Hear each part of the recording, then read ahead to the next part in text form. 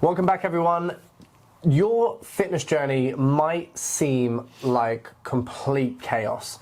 And if that's the case, we're going to be giving you the exact framework, structure, and plan that you need within the first week of your transformational journey so that you move from chaos to clarity.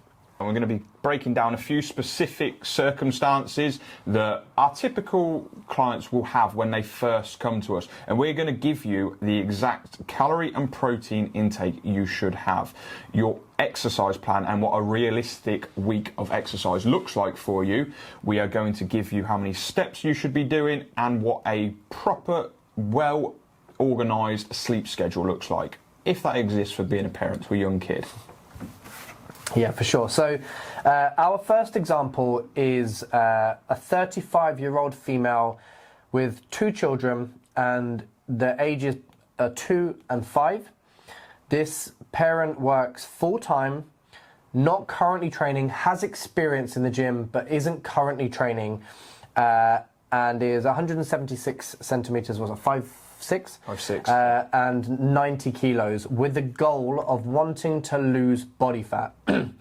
This individual has tried and tried and tried to lose body fat, but every time they start, something happens and then they always revert back to old habits. So what we want to do is we want to calculate the specific calorie targets initially, and then we'll go through each of the rest of them.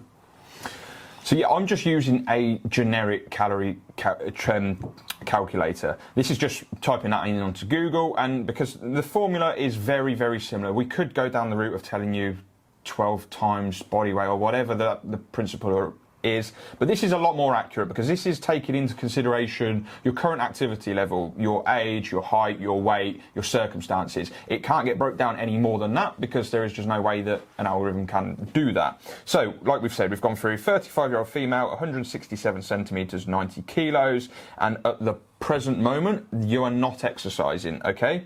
So little to no exercise, that is what we're going to choose. You press calculate and it gives you a result. We're going to put this screenshot up on the screen now so you can see that. This says maintenance is 1,929. Now, weight loss is broken down into 3 sections. You've got mild, weight loss, and an extreme.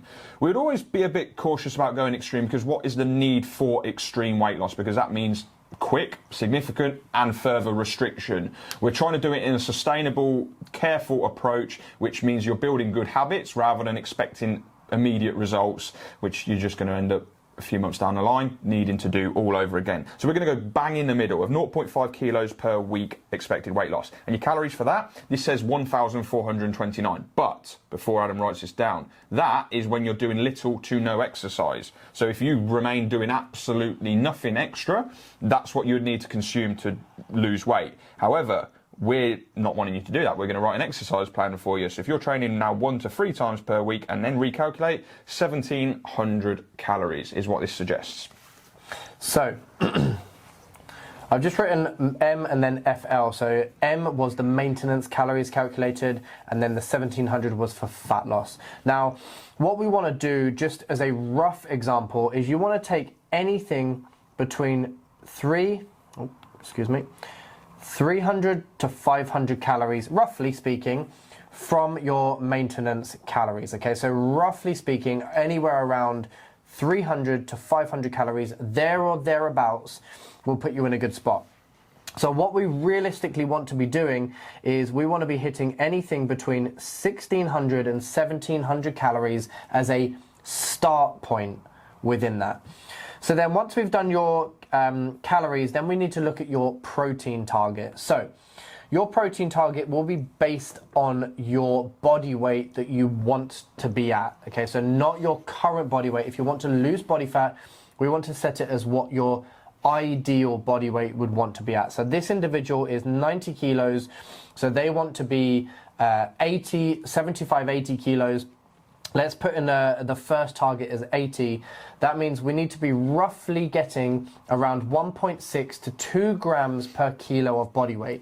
We're just right now going to estimate on the higher end of this, and we're going to go because we want really great results. Protein is typically an easy number to try and hit.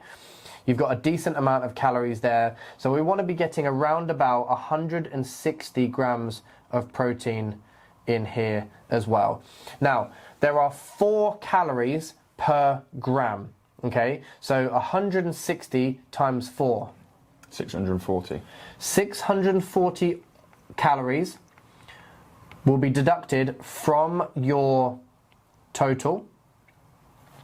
The remainder of those calories will be from carbohydrates and fats. So that is then your calories and protein ticked off. Next, we have training. So as we specifically train parents over the age of 30, we do that because that is what we all are within this coaching team.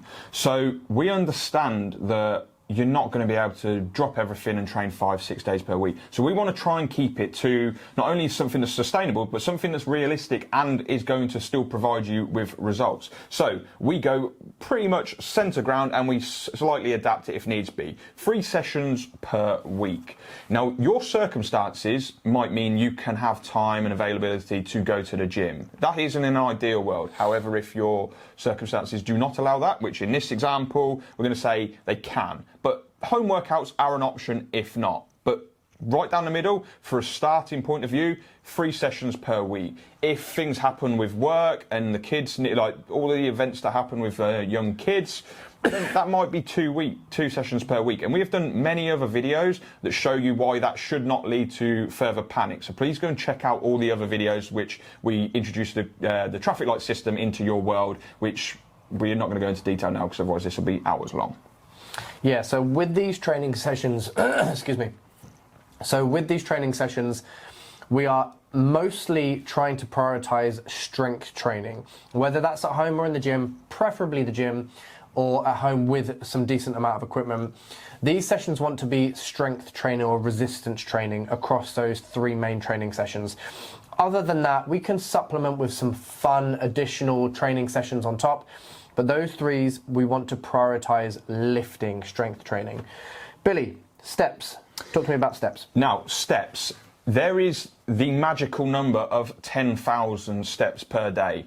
However, that's just what people say. It's not anything magical about it at all, okay? It's just a pretty bog standard number that is good to aim for, but again, is it realistic? What we want to do is get you to look at what your current steps are like. If you go into your daily activity on your phone apps now and you realise I'm averaging 1,400 steps per day, you probably don't need to be jumping straight away to 10,000 steps. We're just going to say, to begin with, just try and get 3,000 to 4,000 more. If you're already hitting around 10, maybe even 12, well, great. That's probably not where your area of focus needs to be. Maybe it's a bit more nutrition and training likewise.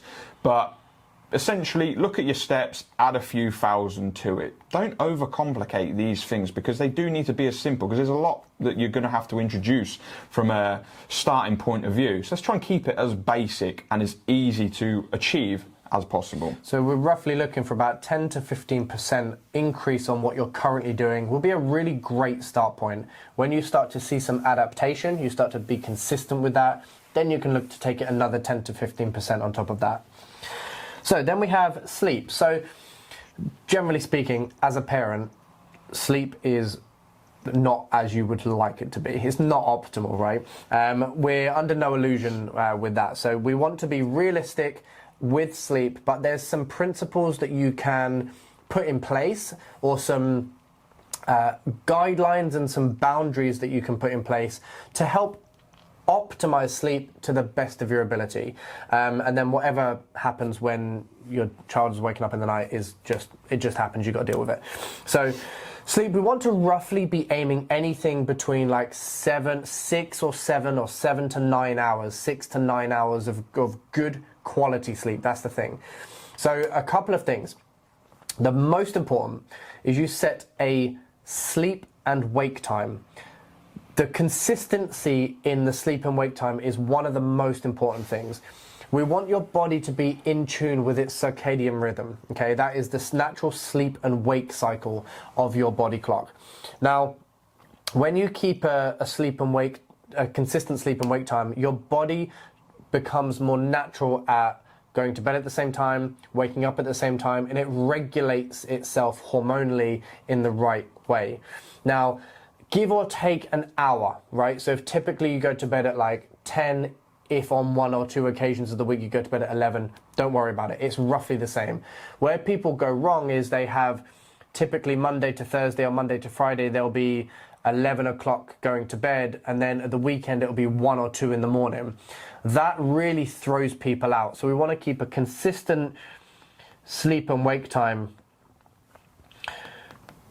as much as possible. Yeah, and we're under no illusions. Again, this is going to be vastly different for people that have got newborns right through to 5, 6, 7-year-olds. You're still going to have slight sleep interruptions. It's just about doing the best you can, and like Adam said, the most important aspect is not necessarily how much sleep you get, because that's out of your control a lot of the time. It is the consistency of going to bed and having a evening routine that gets you. It doesn't have to be extravagant. Sorry, that's the wrong word there. Extravagant, like some of the things that are posted on social media. You just need to make sure you're not scrolling for hours before going to bed. You're not consuming caffeine too late. You're not eating high amounts of sugar and stuff like that. Just be a bit sensible about your approaches before an hour, 90 minutes before bed, and then setting a quite a disciplined wake time. Because, like I said, if you catch yourself in the middle of your sleep cycle, that's probably why you're feeling so rough when you're waking up.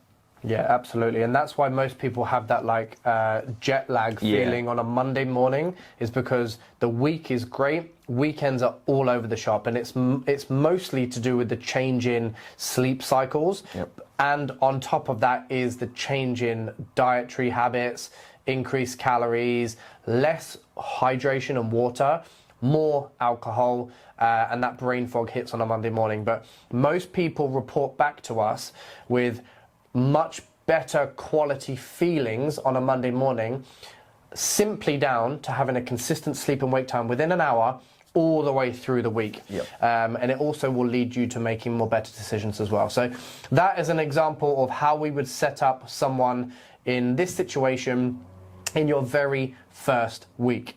Yeah, so this is all well and good, and it's a really great place to start, but it is just a start point. And I think what most people get wrong is that they follow lots of generic plans that aren't tailored towards them, and it's not sustainable, and then they reach a point where they then can't keep it up, and then they go all in and then not at all. What we want to do is highlight that it's not necessarily just about the plan. Once you've got a specific plan in place, it's then about implementing it consistently. And that's where accountability comes in. It's that having that support, having that someone else holding you accountable to a higher standard, someone in your corner helping you through typical challenges that you face.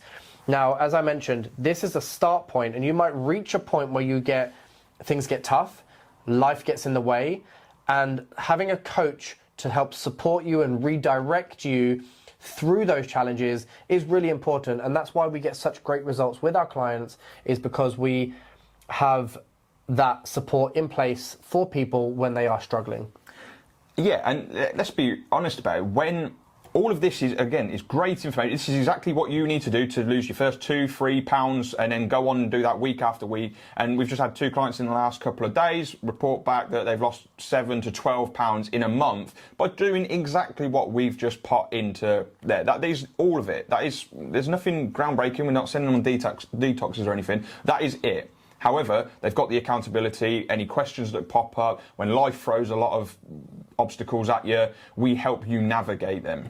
Yeah, and so if you are finding that you are all in and then not at all, you have that all or nothing mentality, you're finding that you have a good routine in place some of the time, but you need more support and you're not quite reaching your goals and you need more help and support with that, then spaces are open for our one-to-one coaching. And if that is something that you are looking for right now, click the link and apply in the description below, and we'll be in touch to see if it's a good fit, see if it's the right time to help you get towards where you want to be. And if so, we can get you set up and started to achieving your first 6 to 12 kilos of body fat loss.